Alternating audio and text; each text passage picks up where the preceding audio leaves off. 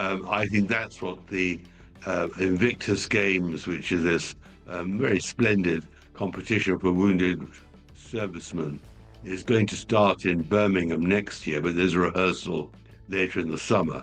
And Harry is determined to come, and if he could, he'd bring Meghan and somehow work his way back in so that they have status. A shocking headline on the front page of the Mail on Sunday: dismay for the King as Harry says he may not bring Meghan and the kids back to the UK. She is very calculating and very ruthless and very self-promoting, but she's taken on more in the end than she can chew. Things have taken a surprising turn for Harry and Meghan.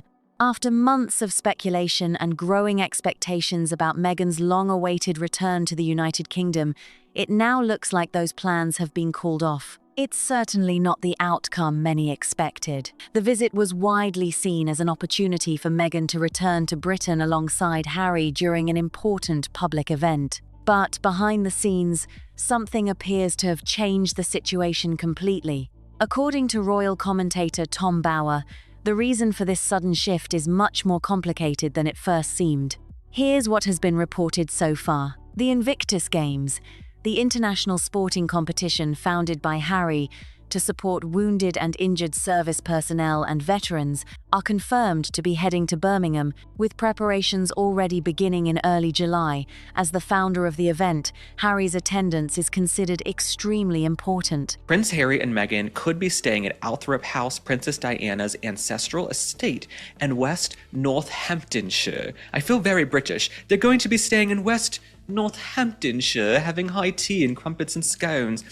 The estate's website notes that it will be closed to visitors next month, prompting speculation that Harry and his family could visit or even stay there during the family trip. Now, this is where Princess Diana is buried, and with the family's visit falling shortly after her birthday, this could make sense. Her birthday is on July 1st. However, after every consideration had been made, Harry has decided not. Meghan was reportedly expected to join him, making it her first visit to the UK in quite some time. Naturally, the possibility of the couple appearing together on British soil generated plenty of attention and discussion. For several years, Harry had shown little interest in returning under these circumstances, but this trip appeared to carry far more personal meaning than simply attending the games. Reports suggested the visit could also include time to pay respects at Princess Diana's grave, a gesture many viewed as deeply personal. The timing also coincided with significant media interest, making the planned visit even more closely watched. Even so, not everyone interpreted the plans the same way, and public debate quickly followed. After reportedly considering every angle, Harry ultimately decided that Meghan and the children would not accompany him. Tom Bower has claimed that Harry became so focused on making the trip happen that one major issue remained unresolved: security. For years, Harry has continued seeking official security arrangements for himself and his family whenever they travel to Britain, and that question once again became the center of attention. Absolutely. I mean, the cost of living for them is enormous. I mean, the security alone, which they feel they need, must cost between $1.5 and $2 million a year. Whenever Harry considers visiting the United Kingdom with his family, security remains one of the biggest factors in the decision. As preparations reportedly moved forward, he once again requested official protective arrangements. According to reports, the Royal and VIP Executive Committee, commonly known as RAVEC, responded that more time was needed to fully assess the request before reaching a final decision. Believing everything could still fall into place, plans reportedly continued. Then, only days before the expected trip, the request was reportedly declined once again. Harry has repeatedly said that he does not want Meghan and their children travelling to the UK unless they receive the same level of protection provided to working members of the royal family. He has maintained that security remains an important concern for his family following their decision to step back from royal duties. Although he challenged the 2020 decision regarding his security arrangements through the courts, the appeal process ultimately did not change the outcome. If Harry wants the same level of protection he previously received, reports indicate he would now need to pay for those arrangements himself. That's why I trust the process. Ravik, who did deny Harry this additional security that he's requested, it's their job to assess credible threats using intelligence the public doesn't have access to. And if they concluded Harry doesn't require the level of taxpayer-funded security he's demanding, I have to assume that decision was based on the best available evidence. That reality appears to have forced another difficult decision. Should Meghan and the children travel without the level of security Harry believes is necessary, or should they remain in California while he makes the journey alone? Recent reports suggest the second option is becoming the more likely scenario, highlighting how seriously Harry views the issue. At the same time, commentators including Tom Bauer continue to suggest that tensions within the royal family have not fully eased. Reports indicate that Harry's relationship with his older brother,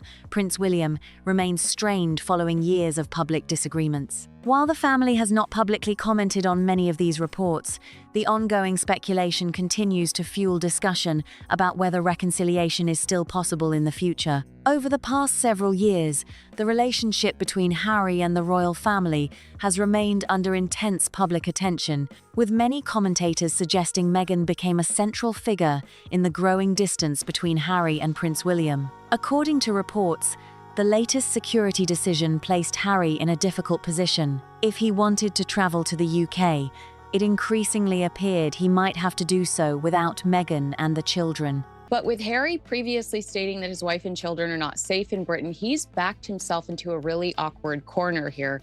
But you're absolutely right. It would be catastrophic if anything happened to Harry and Meghan while they were visiting the UK. Bringing them without the level of security he has long requested would seemingly conflict with his previous public position on the issue. At the same time, reports have continued to suggest that some members of the royal household have not fully repaired their relationships with Meghan. Returning under those circumstances would likely be emotionally complicated for everyone involved, making the entire situation far more delicate than it first appears. The biggest concern discussed by royal commentators is not necessarily personal safety inside royal circles, but rather the reception Meghan could receive if she returned. Several commentators have argued that some people within royal circles still associate her with past disputes and widely reported workplace allegations, which Meghan has denied. Others believe she found it difficult to adapt to the traditions and structure of royal life,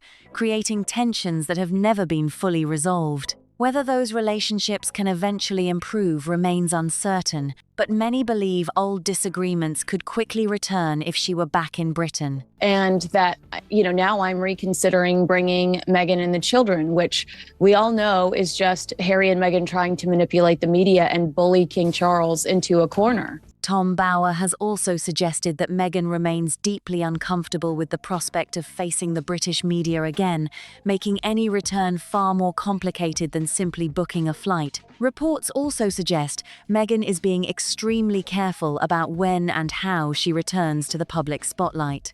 According to commentators, she is focused on rebuilding her public profile before considering another visit to Britain. A return now would almost certainly generate intense media attention, something she is reportedly in no rush to experience. Public opinion polls over recent years have shown changing attitudes toward both Meghan and Harry, adding another layer to the decision-making process. From that perspective, delaying the trip could help avoid another wave of difficult headlines, large crowds, and constant media coverage. Some reports also point to another practical question that still needs answering.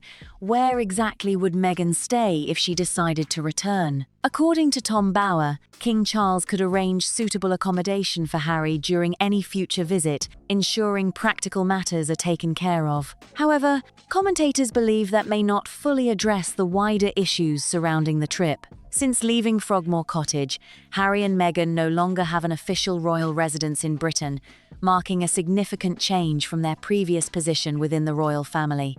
On the other hand, William, under no circumstances, in my opinion, would allow Harry to come back, and Meghan would be certainly stopped midway across the Atlantic. Some royal observers have also argued that any stay at a royal property would likely come with clear expectations regarding privacy, making it unlikely that official residences would be used as a backdrop for personal or commercial content. To many commentators, the discussion has become about much more than accommodation. It reflects broader questions surrounding identity, public image, and the couple's future relationship with the monarchy.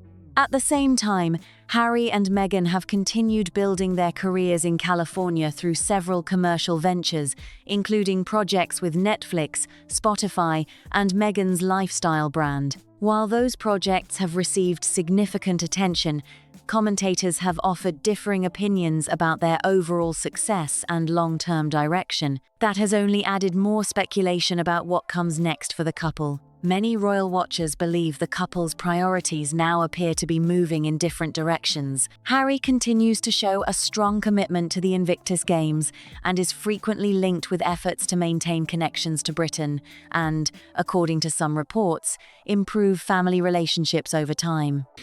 Insiders are describing her, as you know, quote, a dictator in high heels who terrifies staff and accusations of her belittling people. They constantly demand respect and privacy, but again, treat their own employees with zero respect and create a revolving door of allegedly terrified staff. So Meghan, meanwhile, appears focused on continuing the family's life in California, where their children have been growing up. Reports suggest Harry still feels a strong connection to the country where he spent most of his life, while Meghan is believed to be far more cautious about returning unless certain concerns are resolved first. Those differing priorities continue to spark discussion among royal commentators, adding yet another chapter to a story that shows little sign of leaving the headlines anytime soon. If you haven't seen my earlier video yet, it's definitely worth checking out because it explores another side of this story that has generated plenty of discussion among royal watchers. In that video, I take a closer look at the reported requests and expectations that have been linked to Harry and Meghan over the years, along with the different reactions those reports have received. Whether you agree with those claims or not, they have become part of the larger conversation surrounding the couple and their relationship with the royal family. When you step back and look at everything we've covered today, it's easy to see why this situation continues to attract so much attention. What began as another expected appearance at the Invictus Games quickly turned into a much bigger story involving family relationships, security arrangements, public perception, and questions about what the future might hold. At the center of it all is Harry's long-running concern over security whenever he visits Britain. For years, he has maintained that protecting his family remains one of his highest priorities. Reports suggest that this issue continues to influence almost every decision involving travel to the UK. Well, there's a whole story about her attitude to people she works with, especially in a photo shoot about Reitman's, a sort of Marks and Spencer's chain store in Canada, where the experience for all the 80 crew was just horrendous. And there was two agents who told horrible stories about her bullying and her oppression. That was really quite a revelation. Her father... While many people focus on the headlines or the latest royal disagreement, Harry has repeatedly pointed to security as the factor that shapes his choices. Whether people agree with his position or not, it is clear that the issue has become one of the defining parts of the ongoing story. Every reported visit seems to bring the same question back into the spotlight. Will security arrangements change, or will they remain exactly as they are now? Until that question is settled, speculation about future visits is unlikely to disappear. At the same time, Meghan's reported decision to remain in California has created another layer of discussion. Some commentators believe it reflects practical concerns, while others see it as a sign that her priorities now lie somewhere very different from where they once did. Since stepping away from royal duties, Harry and Meghan have built an entirely new life in the United States, raising their children while developing business and media projects outside the traditional royal structure. That new chapter has brought opportunities, but it has also brought challenges. Public attention naturally shifts over time, and every public figure eventually experiences changing levels of interest. And people on the whole are bored to death with her and her jam and her silly speeches and ridiculous shots on Instagram, and it suddenly becomes an irritating irrelevance. And that is really I think, in her darkest moments, her greatest fear. What happens when the show stops completely because the world is not interested? Several commentators have questioned whether maintaining the same lifestyle requires a constant flow of successful projects, especially when expectations are so high. Estimates discussed by royal observers suggest the couple's yearly expenses remain significant, while the media landscape around them has become increasingly competitive. Of course, no one outside their immediate circle knows the full picture of their finances, and much of what is reported remains speculation. Still, the topic continues to fuel debate because many people wonder what direction the couple will choose next. Will they continue expanding their work in California, or could Britain once again become a more regular part of their lives? One reason this question keeps returning is Harry himself. Throughout the years, he has continued supporting causes that have deep roots in the United Kingdom, especially the Invictus Games. The competition remains one of the achievements most closely associated with him, and many people admire the positive impact it has had on injured service personnel and veterans around the world. That connection means Britain is likely to remain part of Harry's life, regardless of where he and his family live. And as for the accommodation in a royal palace, well, we've got so many empty royal palaces at the moment. I don't think that's going to be a huge issue. The issue will only be if they allow themselves to be filmed and photographed as if they were members of the royal family. I think that is where the line's going to have to be drawn. Every major Invictus event naturally raises fresh questions about whether Meghan and the children will travel with him or remain in California. As long as the security issue continues to dominate the conversation, those questions will probably continue as well. Then there is the family side of the story, which many people believe is even more important than any public appearance or media headline. Relationships within the royal family have been discussed endlessly over the last several years. Reports have described disagreements, emotional distance, and differing views about events that unfolded after Harry and Meghan stepped away from royal duties. Despite all of that, commentators continue to debate whether reconciliation is still possible. Some believe too much has happened for relationships to fully recover. Others argue that time has a way of changing even the most difficult situations. Their problem is that they've got no future. I mean, as ever, all her products, of course, is a complete disaster. She's got no Netflix series. She hasn't got any project at all. And they are literally wallowing in in a maze where to go. And so predictably. And so that is the problem. And for them to come back in the midst of the current royal crisis here.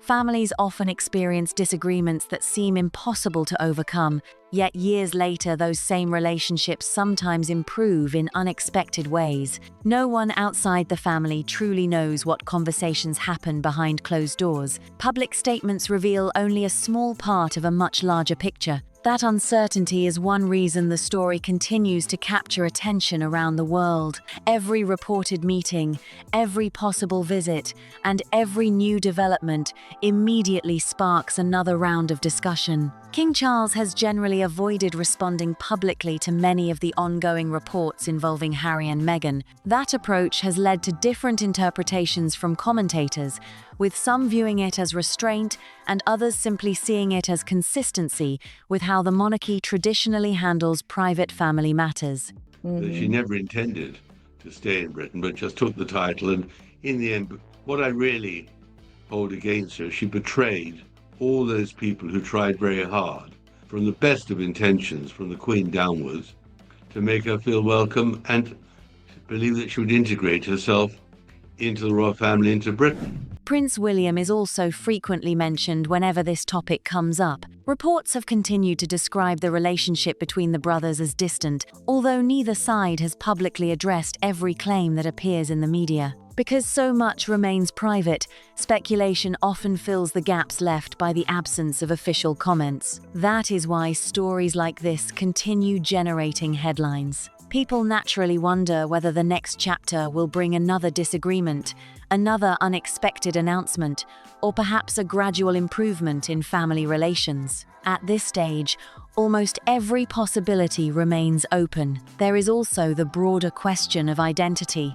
Harry and Meghan have spent the past several years creating lives outside the traditional royal system, while still attracting enormous interest whenever Britain becomes part of the conversation. That balancing act has never been simple. They are no longer working members of the royal family, yet their names continue to be closely connected with royal news around the world. Every major decision they make seems to be viewed through both a personal and a public lens. A family visit becomes international news. A security decision becomes a legal and political discussion. Even choosing whether to attend an event together or separately quickly becomes the subject of countless headlines. Perhaps that explains why every reported change of plans attracts so much attention. There's the rest. So I think that they're running out of money. I mean, I've conservatively put their annual expenditure at 3 million, but for that they'd have to earn 4 or 5 million.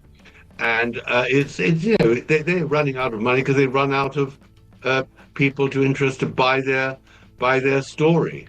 And that's why I think in the end they'll be desperate to come back to Britain to revalidate and reconcile with the royal family, which in the end will be the only way they might be able to save themselves. But I think that's a remote possibility. People are not simply following a travel schedule, they are trying to understand what those decisions might reveal about the couple's future, their relationship with the royal family, and the direction their lives are taking.